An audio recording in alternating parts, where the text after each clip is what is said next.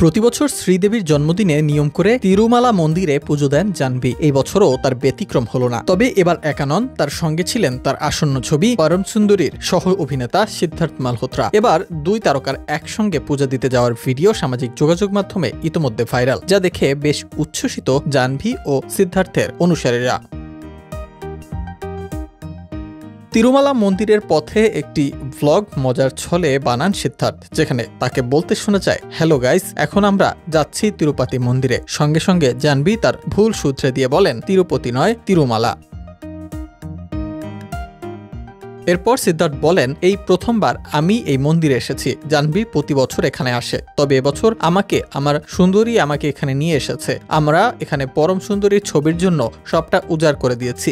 ছবিটা আপনাদের যাতে ভালো লাগে, তাই আমাদের এত পরিশ্রম।